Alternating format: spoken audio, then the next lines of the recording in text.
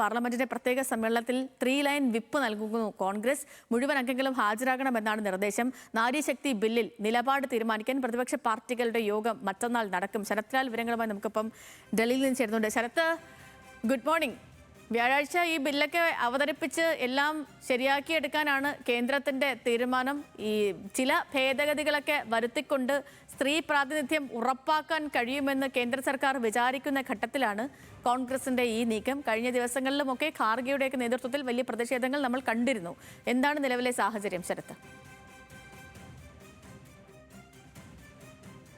Good morning Sethulakshmi പറഞ്ഞ പോലെ തന്നെ ഈ നാരീ ശക്തി ബിൽ, അത് വനിതാ സംവരണ ബിൽ നിയമമാകും എന്നൊരവസ്ഥ വരുമ്പോഴാണ് കോൺഗ്രസിൻ്റെ എതിർപ്പ് ഉയർന്നിരിക്കുന്നത്. കോൺഗ്രസ് പറയുന്നത് ബില്ലിനോടല്ല, ബില്ല് കൊണ്ടുവരുന്ന സാഹചര്യത്തോടാണ്, അല്ലെങ്കിൽ സമയത്തോടാണ് എതിർപ്പ്. എന്തുകൊണ്ടാണ് നിയമസഭാ തെരഞ്ഞെടുപ്പ് നടക്കുന്നതിടെ തന്നെ ഇത്തരമൊരു ബില്ല് കൊണ്ടുവരുന്നത് എന്ന ചോദ്യമാണ് പ്രധാനമന്ത്രിയോട് കോൺഗ്രസിൻ്റെ AICC അധ്യക്ഷൻ മല്ലികാർജ്ജുന ഖർഗെ ചോദിച്ചത്. കാരണം പ്രധാനമന്ത്രി MP-മാർക്കും അതുപോലെ രാഷ്ട്രീയ നേതാക്കൾക്കും ഒക്കെ തന്നെ നാരീ ശക്തി ബില്ലിന് പിന്തുണ നൽകണമെന്ന് ആവശ്യപ്പെട്ട് കത്തെഴുതിയിരുന്നു.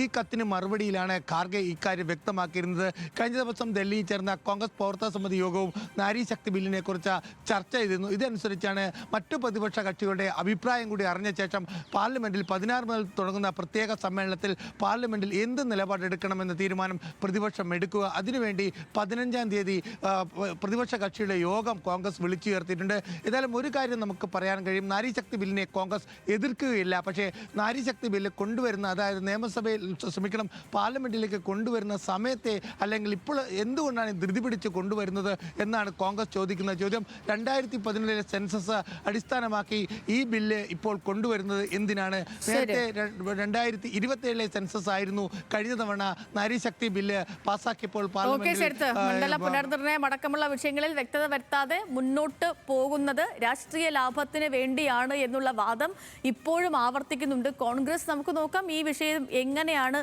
മുന്നോട്ട് പോവുക എന്ന്.